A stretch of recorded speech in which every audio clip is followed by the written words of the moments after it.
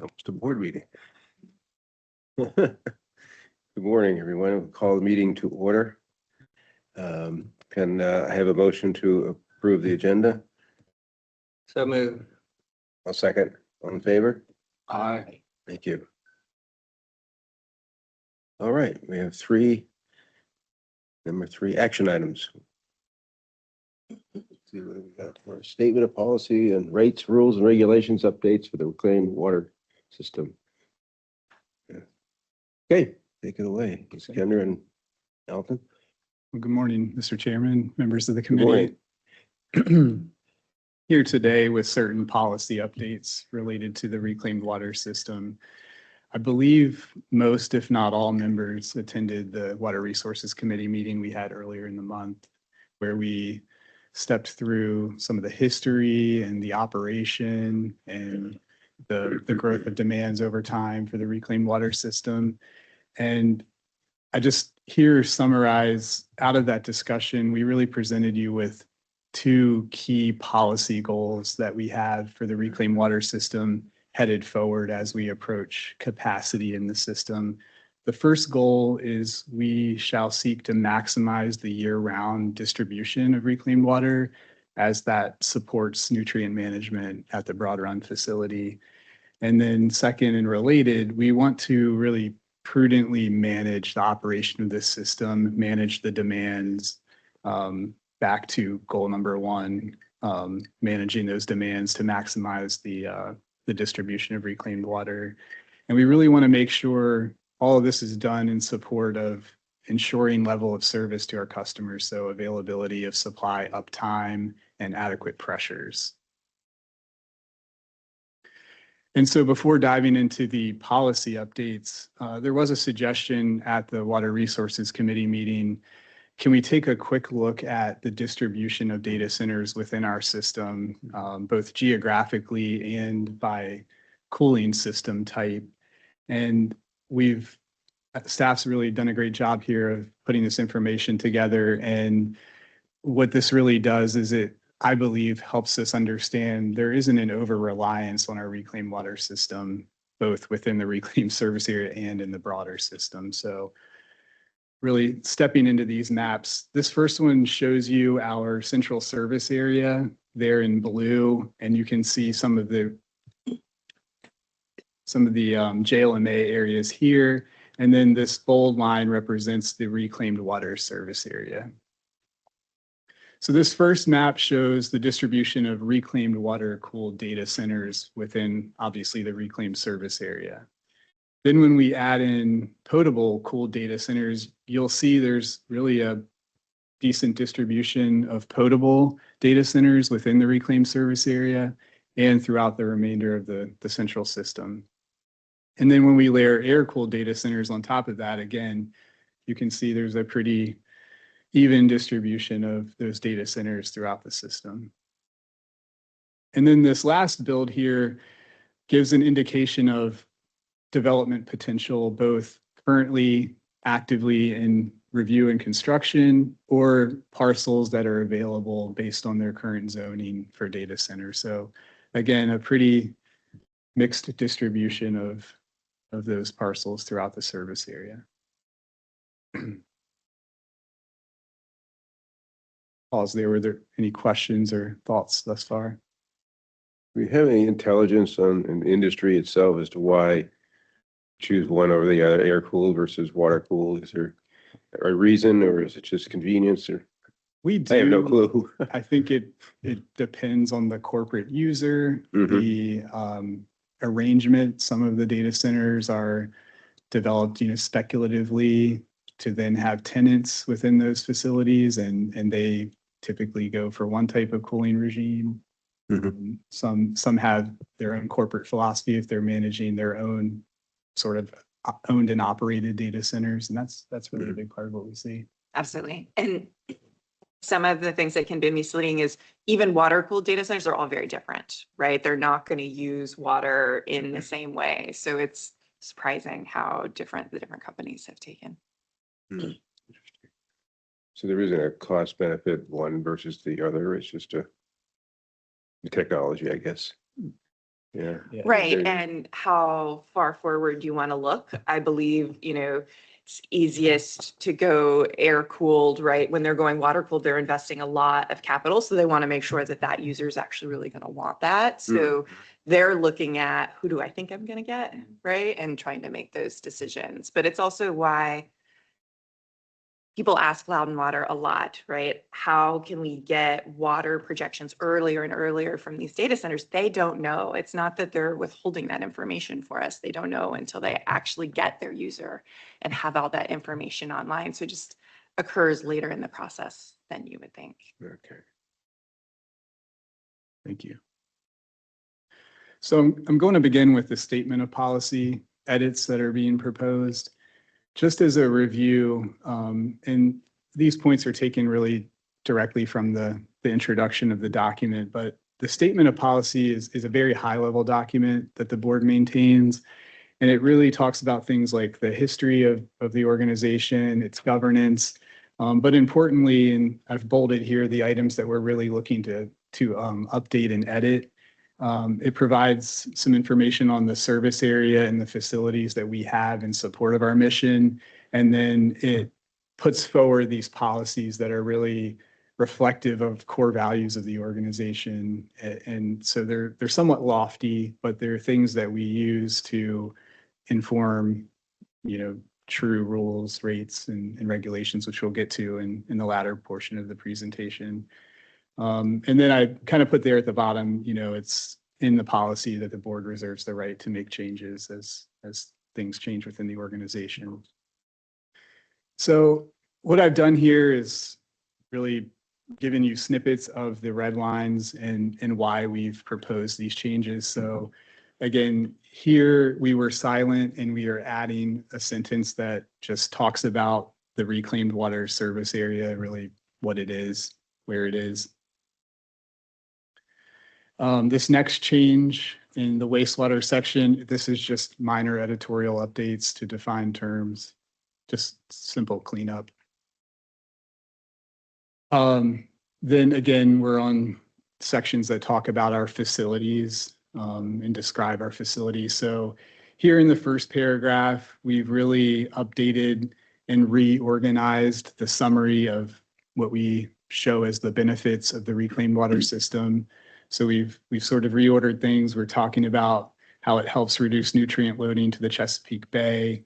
And then we talk about its help in reducing reliance on, I'm sorry, for the drinking water for non-potable uses. That middle paragraph, that really looks like minor editorial changes to define terms. And then in that final paragraph, we've added, sort of a current update for the reclaim system and that we are approaching the available limits of supply.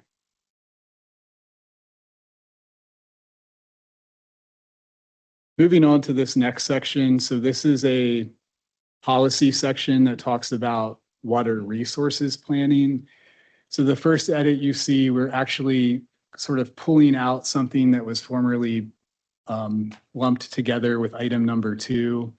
And we're basically adding a bit more to it, that we provide these reclaim facilities, first in line with operating constraints of the Broad Run facility, but then also in concert with planned land use by the County Board of Supervisors.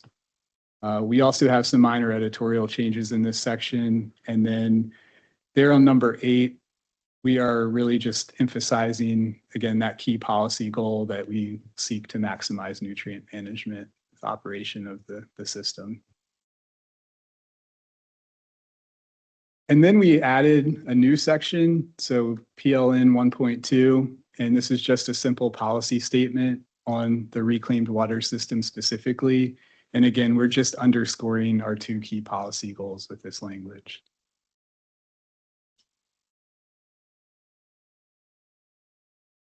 And then finally, we've updated a definition in the definition section, and we've added and sort of reorganized definitions that pertain to the reclaim system.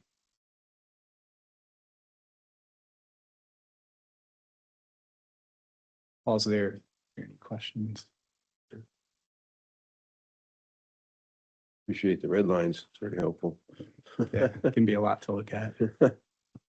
So the next set of updates pertain to the rates, rules, and regulations. So just as a reminder, this document actually governs our rendering of our services, and upon signing an application for service, our customers agree to be bound by these rates, rules, and regulations. And again, this board reserves the right to amend and interpret the regulations as required.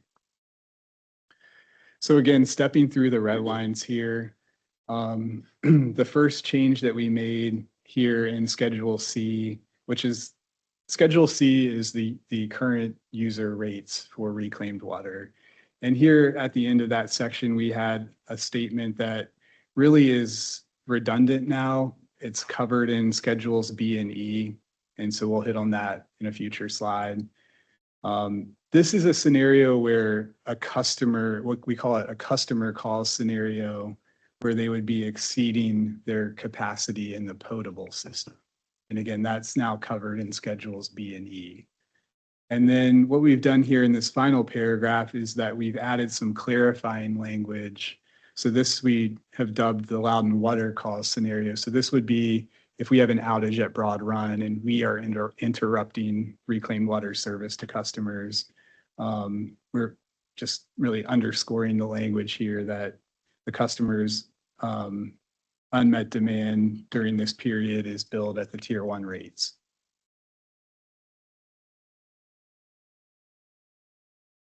Okay, and so moving on to Schedule E, we're now moving into the availability charge sections of the rates, rules, and regulations. And formerly, the document was obviously silent on reclaimed water availability charges because we don't have a reclaimed water availability charge. But there's certain language that we need to add to the policy now to help support the way in which we hope to manage the system going forward. And so what we've done is we've taken the water section and we've added to that a new heading to say and reclaimed water. And then this next change here, we're striking this section that talked about the required 10% backup because that's been moved to, in addition to making Schedule E now pertain to water and reclaimed water, we've created subsections. So there's a water subsection and then there's a reclaimed water subsection. So we've struck this 10% backup requirement here and we've moved it down in the document to the reclaimed water subsection. We've made a minor change here to Section 4 under the adjustments of the availability charge. So this formerly just said if a customer wants to switch from potable to reclaim, and we felt that language was a bit loose. So we've added here that we would need to receive a request and we would need to grant that request. Now this is getting into the new subsection that we've added for reclaimed water. And so here we're just, again, we were silent before, now we're putting the language in place that currently there is no reclaimed water availability charge. And then this is where we've relocated that 10% backup requirement. So when you purchase or when you sign on for reclaimed water capacity, you must purchase a 10% backup capacity in the potable system. That policy has been long-standing policy for our operation of the reclaim system. We've also added a section to really underscore our discretionary powers in the allocation of reclaimed water capacity going forward. So again, that we covered in great detail at the Water Resources Committee meeting as to why we want to carefully allocate the capacities going forward. We've also added language to help us remedy instances where we see exceedances of the reclaimed water capacity allocations that we do grant. So really this is giving us the ability to work with the customer. Can they remedy the situation in their own operations of the system? If not, we're going to move to likely require them to purchase the needed capacity in the potable system. We've added sort of a closing statement that just covers our legal limits of liability with allocating the reclaim capacity. And then toward the end of the rates, rules, and regulations documents, we have a series of rules that just talk about some of the minor mechanics of how we render our services and things in here. We formerly, this section has always just been called connections to public potable and reclaimed domains, but we've just added some clarifying language in here because we sort of just loosely referred to water as an umbrella type term in the past. And so we've added some more detail here to say water and reclaimed water. So that rounds out the red lines that, of course, were also included in their native format as attachments. And we'd be happy to take any questions. Chair. Brief question. It goes more back to the policy discussion than rules, rates, and regulations. So I think I'm okay there. When you read the policies in their totality, it seems constraining for a reason that you have limited supply and limited area. In our water resources discussion, which is really very, very good, you come away with a appreciation for the finite geography. Why is there no consideration given to, and I think I know Kendra's going to answer it, for expansion of the geography? So your reclaimed area map looks bigger. Why can't it be bigger? Why wouldn't we want to expand it? Yeah, I do think that is on the table in the future. Right now, we have more requests than reclaimed water is available in that geography. So if we reach 2030, 2035, and we see, okay, we really have met all the demand in this area, we would like to reach out to other areas, that is possible. It will take additional capital investment that we just don't have to make right now to meet the demands in this area.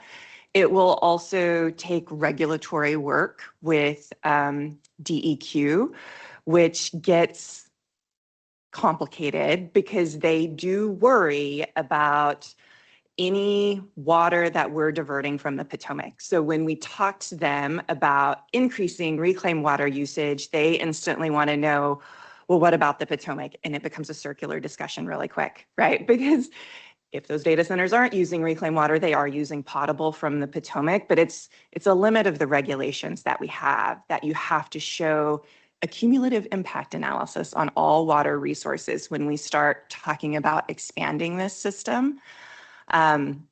So it's still on the table. It's not off the table, just not necessary right now, just because of the demand in this area. Okay, and so I would say somewhere in maybe our recommendation to the full board, or when this progresses, there should be some encouraging, proactive policy statement if you don't have it in the draft already. And I don't think I saw it because it led me to this question. Yeah. That you want to be open to that so that we all move on in life and Brian retires and you guys go to, I don't know, well, you guys become the next level of executive management. And you're like, you know what? Our policies don't really call for that type of long range expansion of that for so many good reasons, but you probably need to have some policies that encourage that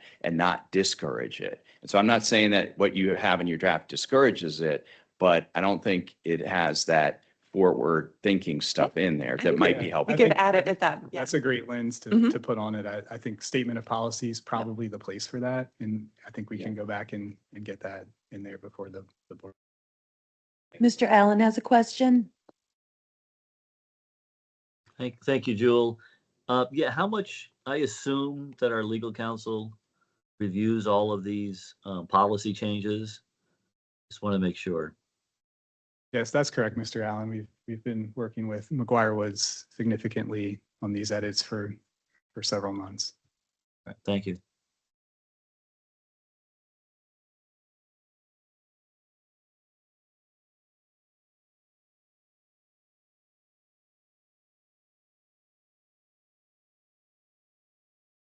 The motion is there, but Charles has made a change to the motion. Yeah, It's not a proposed change right now. We've discussed it. We agreed that. yeah, I can move the motion and then insert some language that would. Okay, let's do that. So, if, with the chair's guidance here, I move the recommendation to the board to approve the proposed changes to the statement of policy and rates, rules and regulations as presented and as discussed during the September 24th Finance Committee meeting regarding long-range policies for reclaimed water expansion.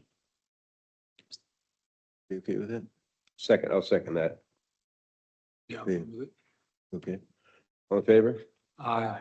Okay. I think we can put this on consent since most of us were at the Water Resources meeting and heard the presentation. And that we have most of the board on either here or on the online right now today. So I'm comfortable with this going on consent. Terry, do you have any thoughts on that? You okay with it being on consent to the next board meeting? Sure, I'm fine with that. Okay.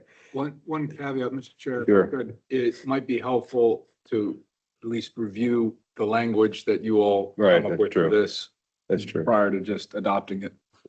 We'll put that in.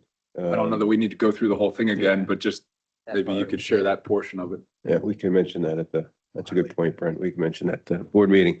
Yeah, I really appreciate it. I've done a lot of my career, done a lot of policy changes.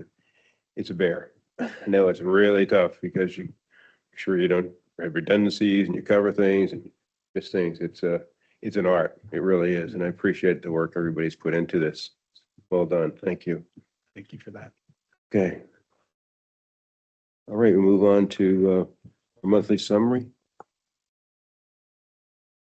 All right.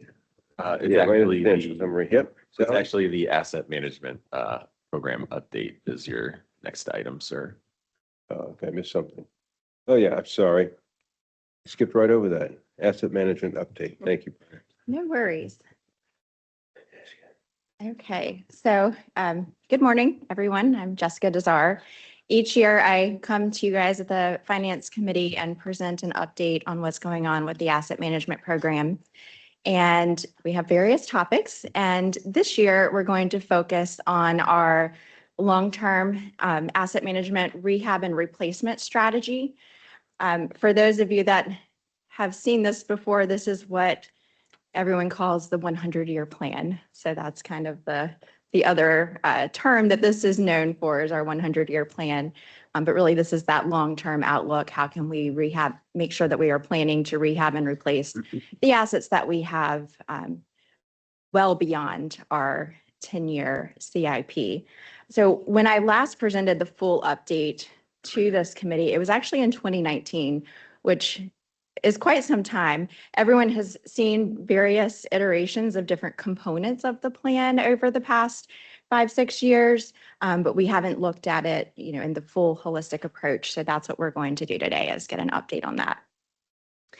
The objectives for the long range plan are the same as they were in 2019. No changes here. Our goal is to make sure we have a framework in place that we are looking ahead past that 10-year CIP for our long term. Are we going to be able to rehab and replace the system when we're all long gone here? Are we setting up the community for success? We also use this to kind of level set ourselves as we're going through rate planning, make sure that we are being sustainable in how we go about setting our user rates. And finally, we want to ensure that we're using the data that we're collecting through our various programs and activities to help inform the projections that we're coming up with over time. To give you all an idea of what's included in the scope of these projections, it is our capital asset portfolio, and how we'll be presenting the projections is in 3 main buckets. So the first bucket is our linear asset infrastructure. So this is going to include our pipes in the ground. So our water, our wastewater, our reclaimed water, as well as our meter infrastructure. And the facility and support assets bucket, this is going to include all facilities at Loudon Water. And to put this in perspective, we have over 150 facilities. So we often focus on these bigger ones, our treatment plants, but there are a lot of small facilities, pump stations, or water storage towers, things like that. So there's a lot of different facilities that we're responsible for. And that also includes our administrative facilities for staff, as well as the fleet vehicles that we need to continue with our operations, and our IT infrastructure is included in this category. And the final bucket that you'll see is our partner utility agreements. So these are the wholesale agreements that we have with other utilities in the area.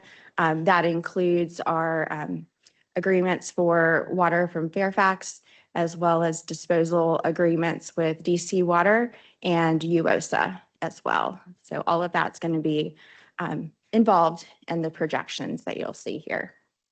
And particularly with that, since that's kind of, we don't own that per se, but we have liability, is the thought process that when their pipes need replacing, we're going to be footing a portion of the bill. And so that's the concept. Correct. Yeah. So our typical day-to-day with the wholesale agreements, those are part of our operating budget. Those are expenses that we're incurring.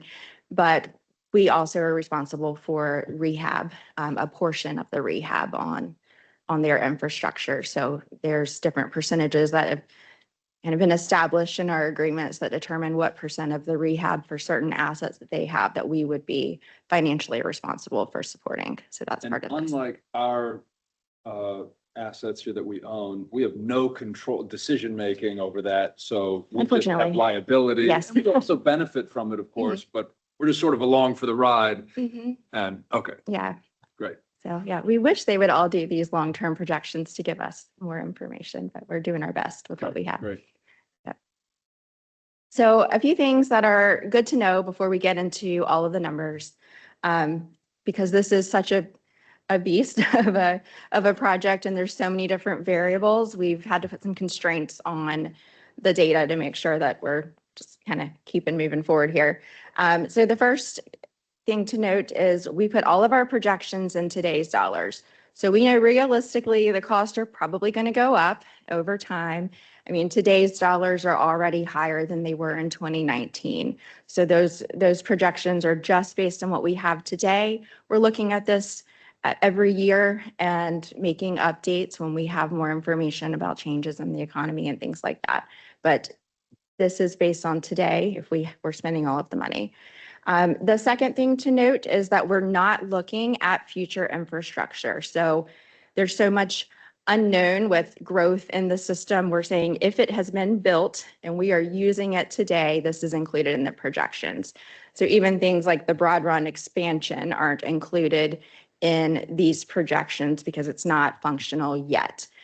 So we're kind of keeping that in mind as we're looking at these projections. And then the final thing is sometimes there's going to be rehab due to regulatory changes that are also unknown. We're not including those types of scenarios in these projections. So like PFAS, ammonia removal, things like that come up over time that are kind of more out of our control. We're not putting that into the projection. So there are some limitations here. Can you briefly touch on the logic behind just leaving it in today's dollars? Like if you look at graphs of assets versus the US dollar, I mean, like gold, for instance, and you just see it drop. It's substantial. Is the concept that we've got cash and equivalents invested, and so they're generating a return, and you hope it kind of cancels itself out with inflation, and is that kind of the logic behind it? Yeah, and that's what we do with our your 10-year CIP as well. It's in today's dollars, so it's just carrying that consistency through. Mm-hmm. Okay. And I think it's just because we do everything so frequently that everything just gets updated. Mm-hmm. Mm-hmm. Okay. have to think about that a little. It's tough to think that far Mhm. out. Yeah. Obviously, inflation's a factor in making sure that money we're allocating now is sufficient for when we're replacing things 70 years from now. Yeah, we could almost do two versions. We could do like today's dollars version and one that's got some element of escalation in there that we're using to compare to. I mean, basically, as long as the money we're setting aside is growing at the same rate of Right. inflation or Mhm. greater, then we're fine. And assuming that the money that we're setting aside is categorically enough, Mhm. then we're fine. Historically, you've also shown a willingness to raise rates that match at least inflation. So you're also raising your revenues along with that inflation. So, Yeah. yeah. Yeah, Mhm. yeah, that's another good point. Okay, good. Okay, so I'm going to share some examples of how we developed the methodology to come up with the projections. I'm not going to do it in every single category because that'll take a really long time, but we're going to go through a few just to kind of give you an idea of how we came up with these numbers. So the first example I'm going to cover is water main replacement. So there are a number of considerations that we're taking into account as we're thinking about what is it going to cost to replace the water main that we have today over time. And some of the key factors that go into this are, first of all, the material of the pipe. We know that different materials have different useful lives just per standards that are out in the industry and what we know about the pipe. We also know that the installation time frame of that pipe, when it was manufactured, when it was installed, sometimes the quality is a little different too. So there's a lot of different factors that go in with the material. And we've made some general assumptions with our pipe. And we've said if it was installed prior to 1980, we're going to give it a 55-year useful life.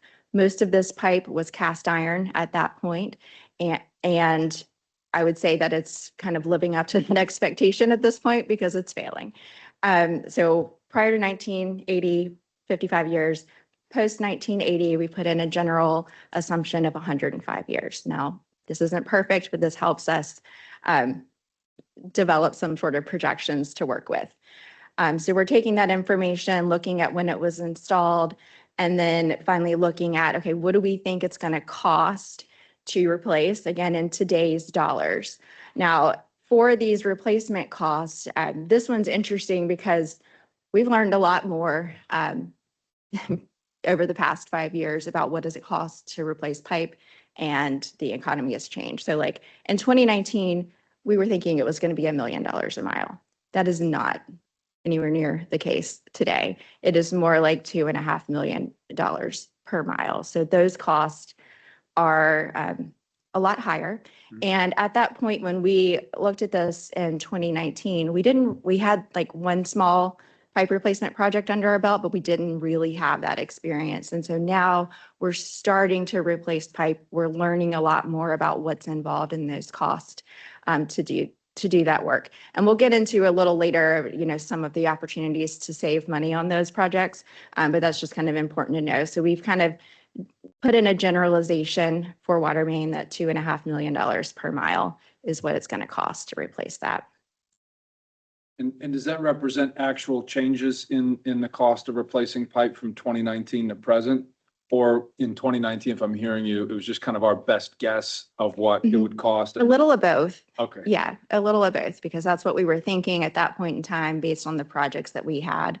And so now that we've got more experience, we're getting more of a reality check on what those costs look like. Okay. Yeah.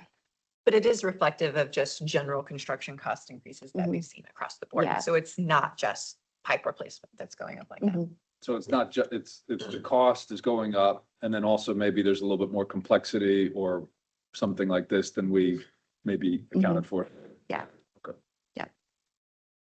But that's the fun and the scary thing about this whole process is that we learn so much every year and every time we go into this, that it's, the good thing is we're getting better and better, and we're taking those lessons and this is evolving over time, but yeah, it's kind of crazy when you see these changes. I love that we're Yeah. doing this. It's so hard because there's so many assumptions in here. And I Mhm. think, which discourages anyone from ever taking on something like this, because it's like, whatever you put in here is going to be wrong. Yeah, I'll just admit, it's wrong. But it's so much better than having nothing. Yeah, it's an evolving process, so it's just kind of continuous improvement, make sure we're staying on top of things. I think that's the beauty of the organization's prioritized asset management as its own department. And so we are able to resource the ability to do this. And I think Jessica's about to get into, like, I think my favorite analogy about asset management is like your facilities are like a sponge and you're like squeezing as much as you can out of those assets and replacing them in just the right way to maximize the investment. So in the scenario with these projections, if we were to say, let's just replace at the 55 years, replace at the 105 years, you would see that we are replacing a lot over the next 10 years, and then we've got 50 years of just nothing. And that's not realistic. But if that's what we were doing, this is kind of what we'd be looking at, with the blue bars being the cost to Loudon Water, and then the yellow line being the mileage that we would be replacing over each of those 10-year increments. So knowing that the reality is that we're not going to have nothing fail over that 50 years, and that we want to make sure we're not hurting ourselves long-term with these extreme expenses and not planning it out. We've kind of put in a smooth projection for this purpose that looks at, we're getting all that cast iron replaced now because it's failing, it's time, we know it needs to be replaced. But we know that some of that ductile is going to fail, and some of it already is starting to see issues with corrosion, things like that. And there's just many other factors that go into, not all pipe's going to last that 105 years. There's different factors that go into reducing that life. So we're planning, just from a projections perspective, that we won't be replacing a ton over that 50-year period, but we will have some to do, and that will help to spread out the cost of replacing all of that pipe over time.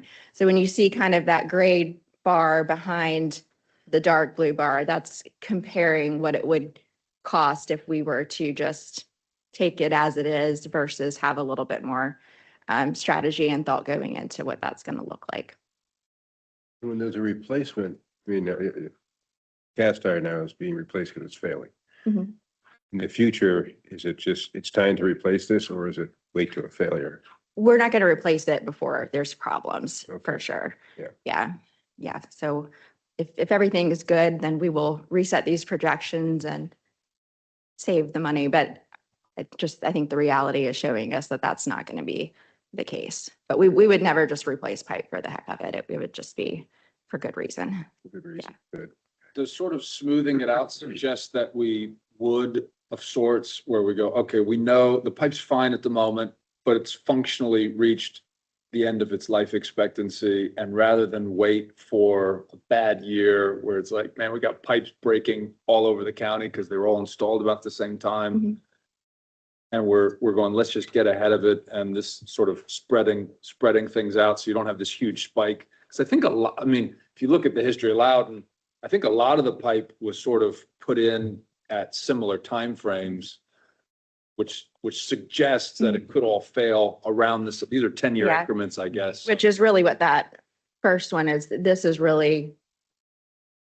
showing you, like, based on just installation date. Right. Yeah, what that would look like. So if we're not waiting for everything to just fail, and maybe it naturally spreads out, I don't know, but Mhm. I mean, would we potentially just have to start doing that, going, now we're just gonna start replacing this even though it's okay? I don't know that we would do that. I don't know if that'd be super responsible of us, but I know, I mean, there's some places where pipe is lasting forever. And if that's the case and it's good and our water quality is good and things are operating, I don't think we would do that.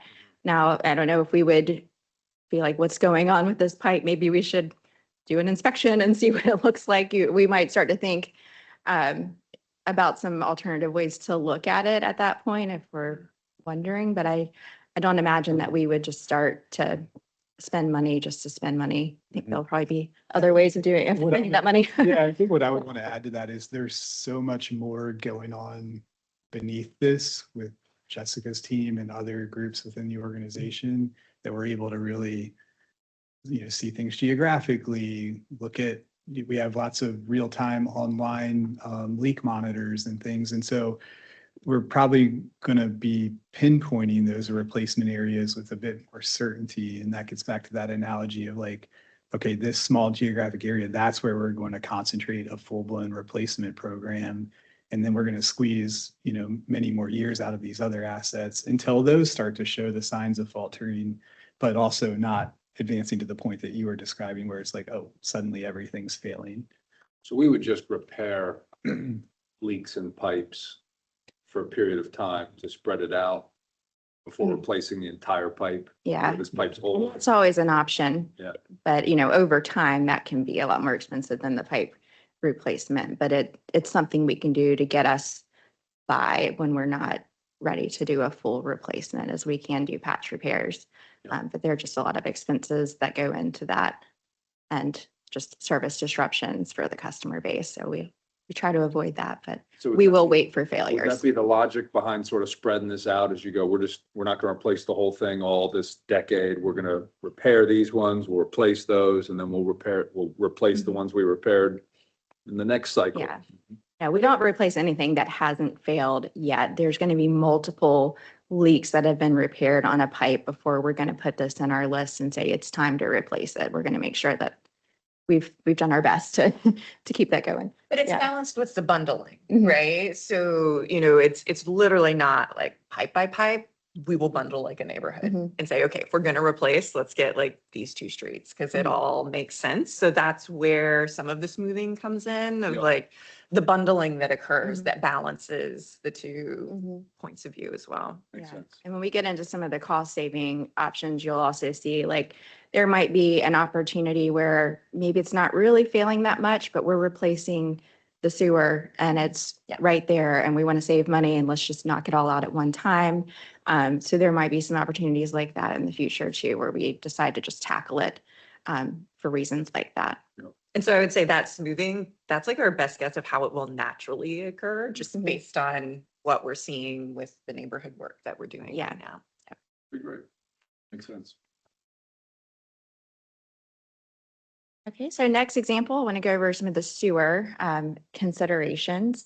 So like water, we're looking at the material. The material does have an impact on the expected useful life, but there's also a greater impact with material on the sewer side. And one of the big things there is we have a lot of PVC pipe. Okay, and so PVC pipe is going to last a lot longer than our metallic pipe. But there's a couple things that come into play here. With the metallic pipe, we have the option of rehabbing that instead of replacing it the first go round, which is sewer lining. But you're not going to keep lining the pipe. You're probably going to do it just once because the capacity is going to keep shrinking every time you line it. So when we're looking at this data, we're going to line the metallic pipe first before we replace. That's going to give us another 35 years or so is the projection, and it's significantly less expensive than replacing it. But then on the PVC, on the plastic pipe, we're not going to line that pipe. It's not proven to be as effective, but that pipe tends to last about 105 years. So we are projecting here, and these get a little bit more complex on the sewer side because we're saying, okay, there's some pipe we've already lined. So if it's lined, we're having to look at that a little bit more granular and be like, if it's lined, we're going to have to replace it the next time. So we added 35 years to the useful life. If it's metallic and not lined, we're putting in a lining, but then you're going to see it in the projections 35 years later as a replacement. So it's a little bit more complex in how we're looking at the timing and the approach to rehab versus replacement on the sewer side.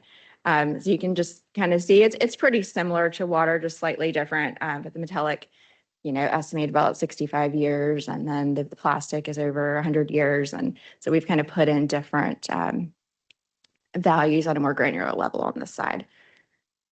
And then when we come to the replacement dollars, so it's more expensive to replace gravity sewer. But we've got the lining option, like we said. So, but that's only available for certain pipe. So lining, we have really good cost information on because we're doing a lot of lining projects right now. So, you know, we've collaborated with our engineering department and gotten more, you know, realistic numbers here. So that 350 to 425,000 per mile varies by the diameter of the pipe. And that is based on what we are actually paying today. So we write a contract through Fairfax that lets us get this pricing on lining, which is pretty good. And writing those contracts is really beneficial to utilities like us because they're doing a lot more than we are. They're getting better pricing. We're able to ride that and save some cost. And we haven't completed any sewer replacement on the large scale. We have some smaller pipe segments that we are working on and have done in the past. But when we get into that, the projections that we're looking at right now is probably around 3.5 million per mile. There's a lot more that goes into the sewer side. We've also had to put in some additional kind of things that are very variable. So lining, when we do sewer lining or replacement, we're also taking care of the laterals on that segment because that's where a lot of the I&I really comes from. So it's really important that we take care of that too. The number of laterals on a pipe segment is super duper variable. So we kind of went with, okay, let's just go with 50 laterals a mile. So that number is not perfect, but it helps us just to make sure that we're including something that's going to be more beneficial here. And, you know, maybe eventually in the next 5 years, we'll have a better way of projecting how many laterals in each pipe segment and be able to get that a little bit closer. But, yep. When you are relining cast iron pipe, what are you relining it with? What material are you relining it with, and how long does that last? It's called CIPP. It's a polymer. Who knows who knows the? It's like a plastic. It's a plastic, Okay, yeah. So okay, that's gonna have a lifetime too. Yes, that's where we're getting. Do you pick up that, like some of your grafts go out 100 years? So for your replacement, you have a good idea of what it costs because you've done it. Mhm. But how long does that relining material last? We're estimating 35 years extra with the relining. And then we're saying after that 35 years, now we've got to replace it and pay for the full. So that rolled Replacement. into Okay. the future Yeah, deck. it is Okay. built in. Yeah. Thank you. Mhm. Great question. Jessica, one quick thing. On the materials, these are the lengths in the system that we have. Go back to that earlier slide, back. Material. Okay. There we go. Yeah, that's the miles. In the system. Mhm. I didn't realize that asbestos was, and that, it's Orangeman pipe is another term I've heard for it. It's asbestos and something That's else. just a minute. Mhm. Yeah. I didn't realize we had that much of it. I knew we had it out in some of the Mhm. western towns, but is that Sterling or where? Sterling? Predominantly. And that stuff can last a long, long time, I've been Mhm. told. So as long Yeah. as as long as it's still working, we go, great, don't touch it. I assume Yeah. that can't be lined or it could be lined or, It can be lined. Okay. Yeah. Yeah. And so where we see the most trouble with that is really at those lateral connections. And so we start to think about, you know, maybe the pipe isn't broken, but we're getting more I&I there. And then there's that cost to treat associated with it. So some of that needs to be taken care of even before it break. And I guess for the sewer side, I should say, like if that, we do not want that sewer to break. So we're not waiting for multiple SSOs to replace the sewer pipe. So I guess that I should point that out as like a main difference here. And what's different with the sewer versus the water is the sewer, we have more ability to get in that pipe and look at it. So we have our CCTV program that goes through the whole system, and they have cameras in the sewer pipe because you can go in through the manholes and go down through the sewer. So they're finding out before we have a problem like that, that this pipe is starting to deteriorate, we're seeing issues, or we have roots that are intruding. And so they're looking at this pipe more frequently and saying, do we need to do anything from the maintenance side to keep it more clean? Or do we need to do some rehab work? And sometimes that can be like a patch repair from inside the pipe. It's like short liners. But then sometimes we'll say, okay, we've got enough of these defects that we really need to go ahead and replace that pipe or fully line that pipe segment. Great. So in your numbers there with replacing, or excuse me, with lining metallic pipe, would that 104 miles of asbestos be included in that? And the lining pipe? Yes. Okay, great. Thank you. It basically includes everything except for plastic. And so this is what these projections look like. This is already just kind of the smoothed version here for 10-year increments of rehabbing and replacing our gravity sewer. So the earlier years, you can see that we're able to do a lot of linings. Those costs are lower, but then we start to see more of the full replacement over time in those projections.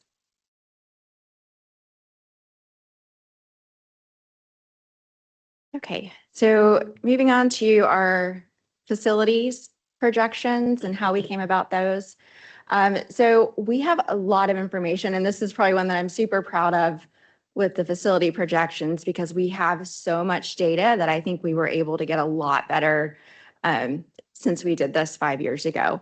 But we have a facility assessment program where we're going out and assessing we're looking at, how the facility is functioning, what's the condition of not only the facility, but all of the equipment within the facility, analyzing the consequence of failure and coming up with overall risk scores for everything.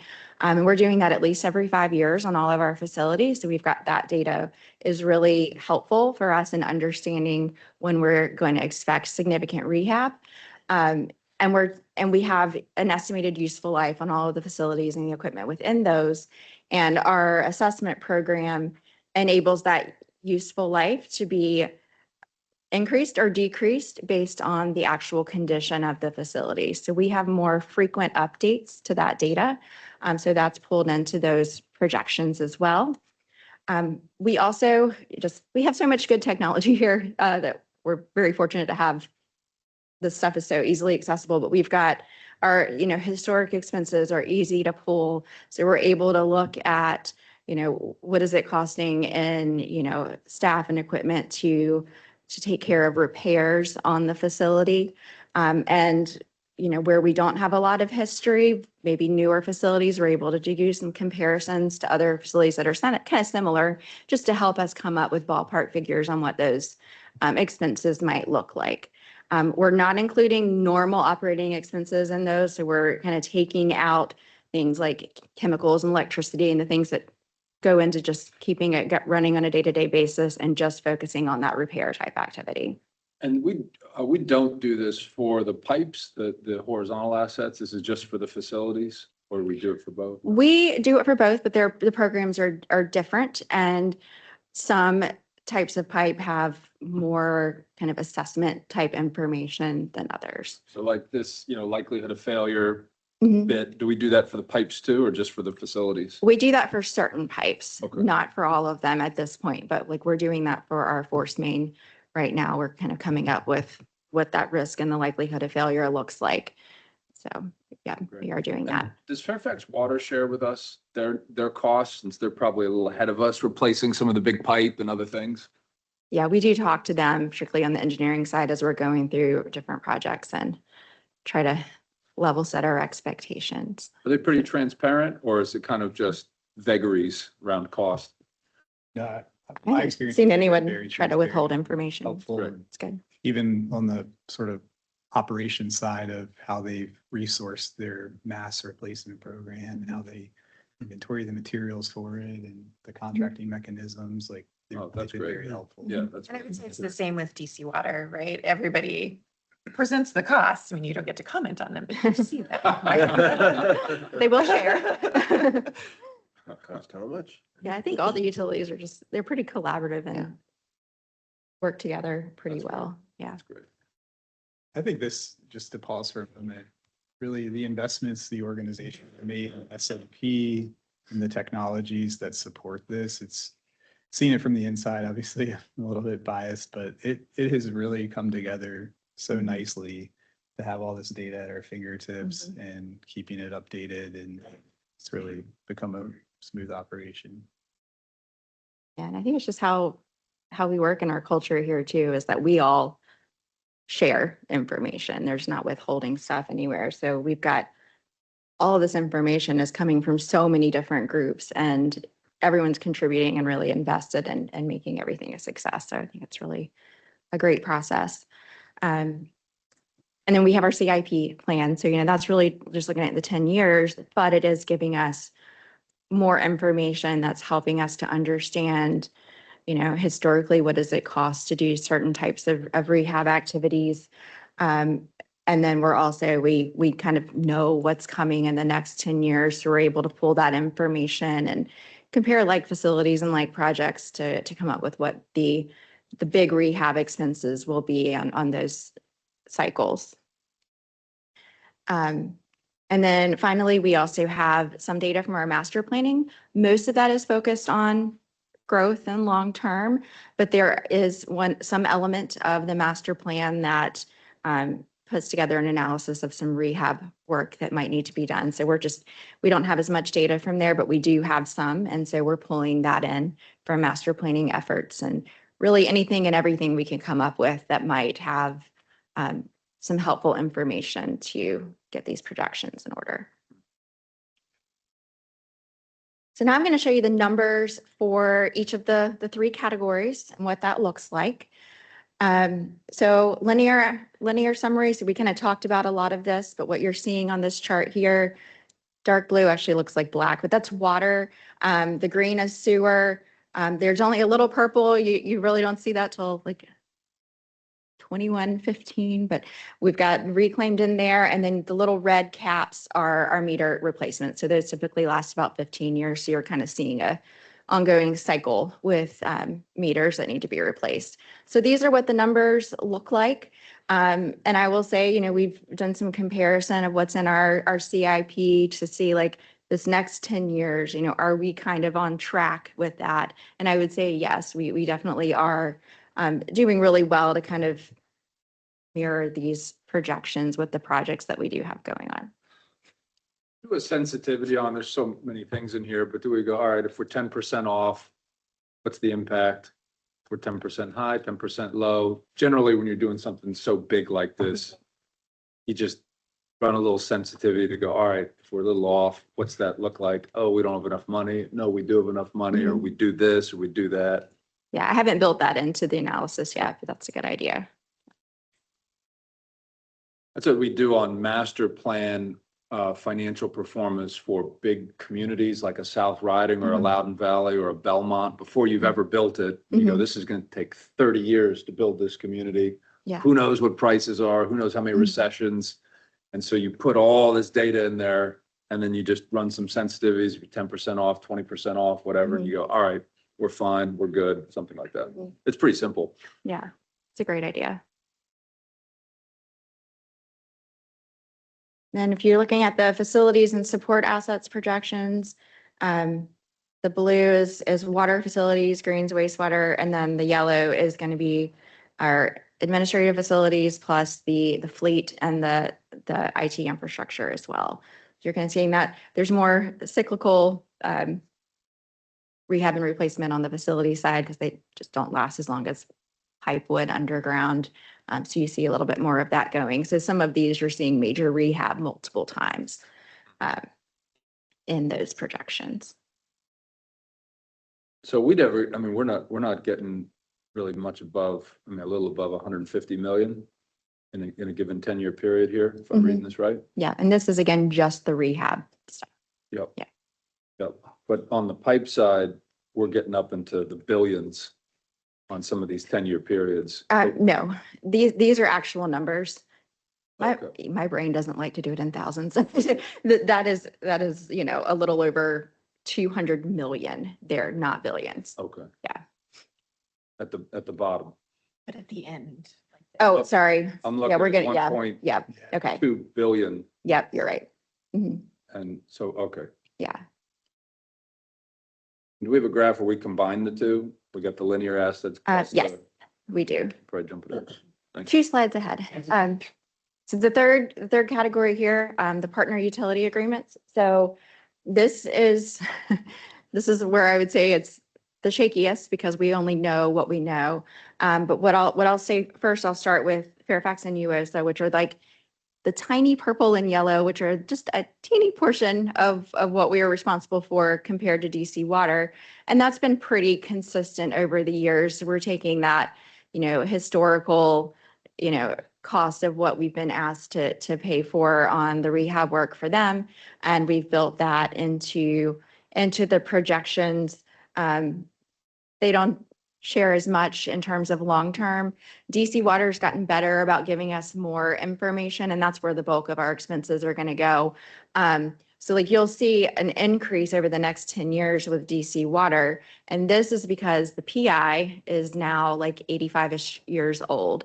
And that's when things start to fail. So it just happens to be that the timing for their pipe and their big failure that affects us the most is coming in this next 10-year cycle. So they're good about trying to give us more projections into the 10-year timeframe, but they don't really go beyond that. And they haven't been super consistent with the spending, but I think they're really trying to get better with that. Remind me again, just really big numbers, about what percentage of our sewage is going to Blue Plains versus processed here in the county? 13 million are going to Blue Plains, 10 million's being processed here. Okay, so a little over half Mhm. is going there. Yeah. Okay. But that will just continue to change over time, right? Growth is now at a broad run. So Mhm. I would say by 2030 will be equal. And then from there forward, we'll be processing more here. Mhm. But it's just helpful because, we could manage our affairs really, really well. But if DC's not managing their Yeah. affairs very well, and that's half of our Mhm. liability, let's say, then we're just kind of along for the ride and, Yeah. and that's, No, I don't think of DC Mm-hmm. and DC Water as like a liability for our county, but you put it in these terms, it's like, oh no, that could be quite a liability. Mhm. And you have absolutely no control over it. Mhm. Yes. Interesting. And what I'm seeing on this, UOSA is the yellow, Fairfax is the purple. So I mean, really, it's DC Tiny, Water. yeah. Yeah, it's all That's DC where- Water. And that Potomac Interceptor is gigantic. So Mhm. that's an expensive It is. pipe to deal Yes. with. Has any of it ever been replaced so far? Yes, Yeah. so we're having an emergency replacement of a pipe failure right now, which you went and saw, right? Oh, how fun. So, yeah. A lot of unknowns. Yeah, but I Mysterious mean- sinkholes and things. Houses are built on top of it, right? Oh, really? Yeah, because it's so old, right? It just. On top of it? it's like I back to thought people's even back in backyards. 19, whatever, 60, they didn't do that, but. Down in the Great Falls area, it Yeah. gets very, very, very deep and You lots just of large homes get to it, nearby. yeah. and- Huh. Yeah. Wow. Unbelievable. Yeah. To bring a picture sometime. It's huge. I've got a picture from Dulles Airport with a man standing inside it, meh. and it's just amazing how large that thing is. Mhm. Yeah. So this is the composite that has all of the numbers put together, so you can see what it looks like. So we're looking at, a little over 450 million over the next 10 years. I think we're pretty comfortable with that, and we kind of level set and constant conversations with Sally to make sure we're good. We can pay for all of this. So that's what our projections look like for the long term. And I think this might be one of my last, I think I have 2 slides left, but so the opportunities to save is something I just want to point out because again, these are, this is coming up with like kind of putting the projects in buckets. But we know that we can save money when we do more at once. So there's always going to be opportunities to use the economy of scale to do more like projects, on the facility side or if we replace more pipe, what have you, we might be able to get some cost down on that. So we're expecting that those types of opportunities will be available to us in the future to hopefully keep those costs under control. I also mentioned earlier that there can be opportunities at times to combine the water and sewer projects together, which again is going to give you more bang for your buck, less paving and different things that you need to pay for. Those factors can help to save cost. What we're doing right now and will continue to do is to seek opportunities to ride other utility contracts. So as they're just bigger systems that have more work that they need to do, they tend to be able to get better pricing. And so whenever we have the opportunity to write a contract and get our costs down, we definitely take advantage of that. And then also in the future, there may be opportunities when areas start to get redeveloped where we can kind of piggyback on those projects and have a portion or all of a certain project covered by the development community. So we'll be looking into anything and everything we can come up with over time to just keep these costs as manageable as possible. And this is it here. So just kind of moving forward, what we're continuing to do is this is a continuous improvement process. We're looking at this every year, updating our projections, taking new data that we have, new cost information, new assessment information of what the condition is of our assets and updating. We also have a lot of focus on maintenance programs, which I think is really key because we want to get as much life out of these assets as we can. And so we have developed many different preventive maintenance programs over the years that I think are adding a lot of value here to making sure that these pipes and facilities are going to last as long as we're projecting and hopefully longer. And we're also utilizing a lot of data. We've got a lot of great investment here in technology at Loudoun Water, and we're really making the most of it. I think the data that we have at our fingertips now compared to where we were 5 years ago is so insane. It's grown and it's so easy to get that we're really able to take advantage of that. So that technology aspect has been huge for us. And I think is just going to continue to support us in getting better at our projections. And then finally, we're just, continuous improvement, continually comparing to our CIP, looking at rate planning, looking at our financial forecasting, just really trying to get all the right people together to review this information frequently and make sure that we're setting ourselves up for success and don't find ourselves in a crazy position later down the road. And that's it. So I think it's any awesome. questions? I think it's awesome. It's great. And Yeah.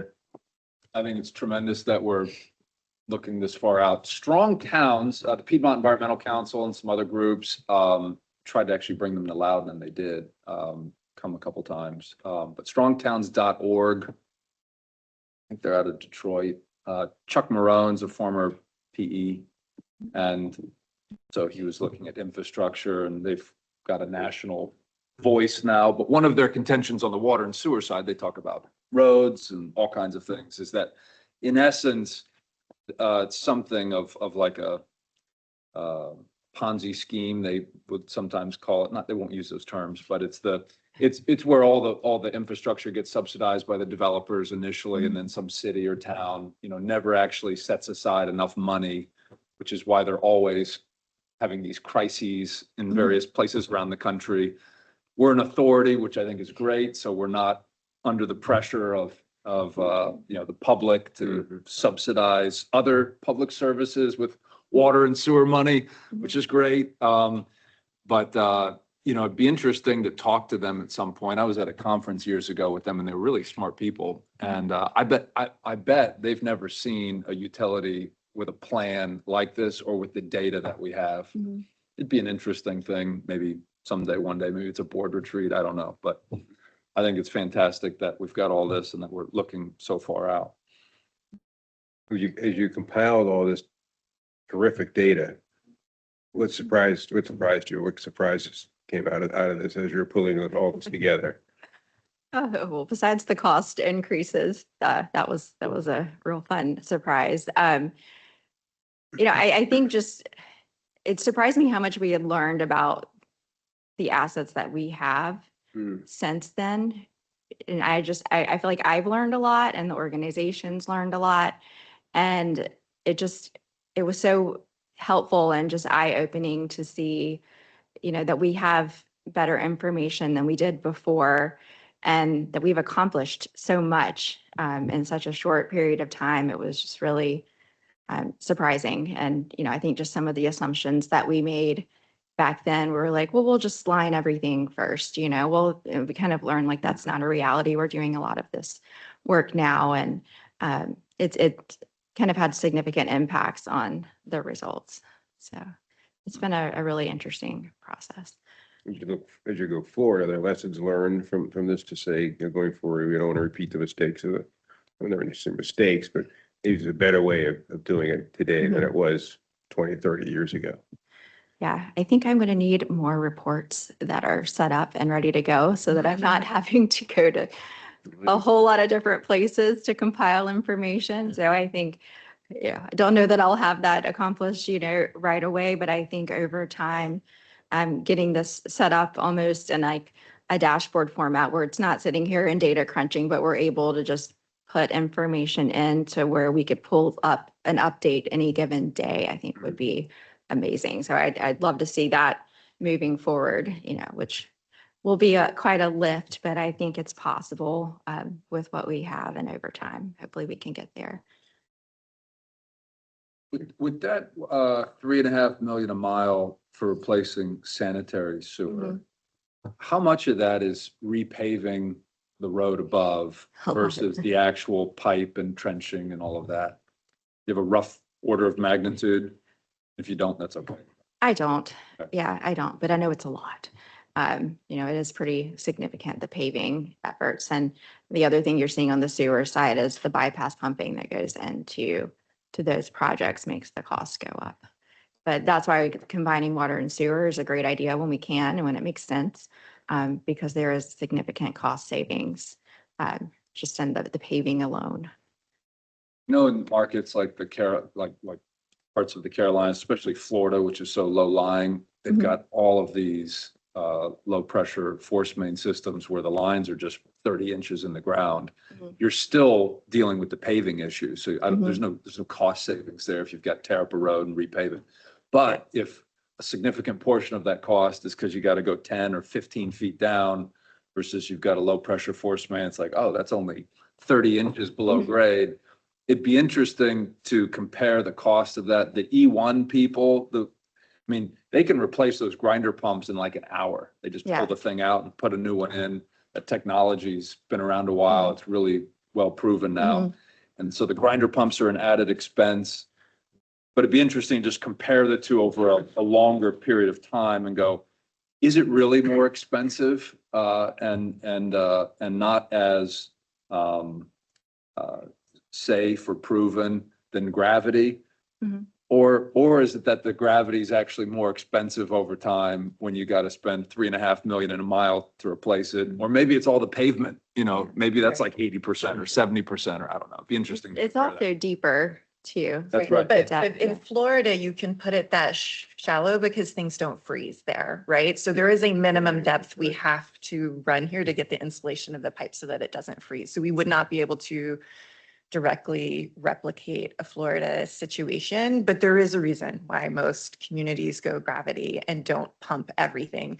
I've also been to Florida and they have armies of generators. Like they will have land the size of their wastewater treatment plant just housing generators that they have to run around to all those pump stations whenever the power goes out. So there's also reliability of gravity that just has to be taken into Sure. And consideration. their water table is so much higher. Too. It is. You bring up a good question, though.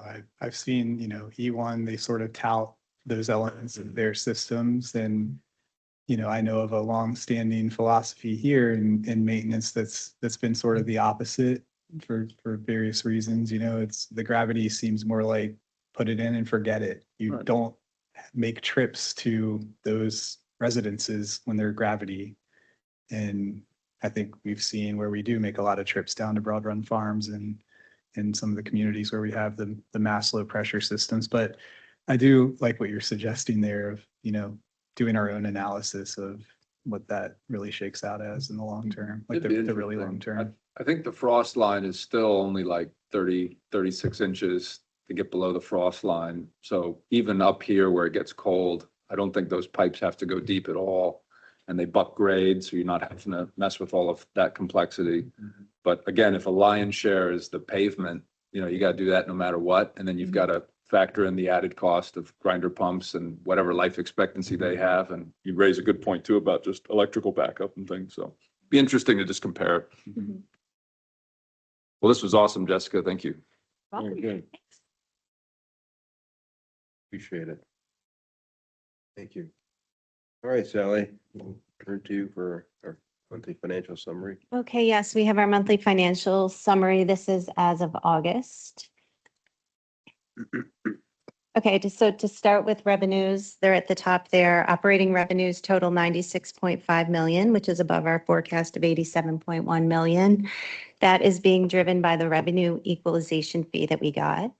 Non-operating revenues is a factor of our higher ERCs, availability fees, as well as investment income. And then the mouse. Thanks. And then, I don't know if this is gonna increase it for you. The expenses are under forecast by 5.7 million. Depreciation and amortization are 49 million, which is $1 million below the forecast. And then our ERCs as of August were at 3,504. I just looked yesterday and we're up to 4,000. So we're well on our way to our 5,000 reforecast. And then there's our breakout of data centers in the blue there. So we're at 51% as of August. And then finally, our CIP reforecast, we are at 95% of our projected spend. So 86.5 million through August compared to our 91 million. Any questions?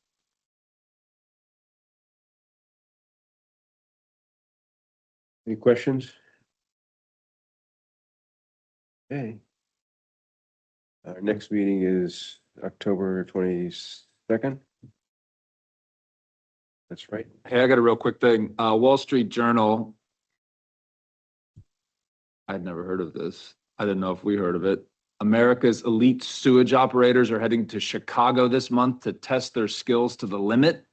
It's the Super Bowl of wastewater treatment, and an era-defining rivalry is gripping the profession. Two teams vying for all-time great status. The Denver Metro's water recovery team and the controlled chaos of the Mount Pleasant Waterworks from South Carolina.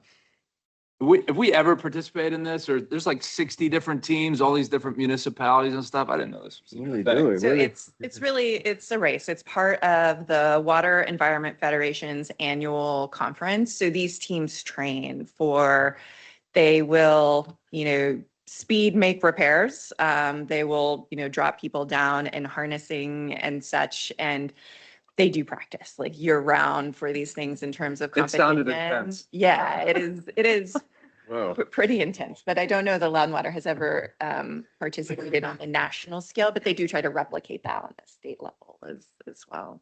I don't know, it sounded pretty fun. I thought, we're such a leader in so many ways. It's like, I don't know if there's a Super Bowl for wastewater, team, like where are we? All right.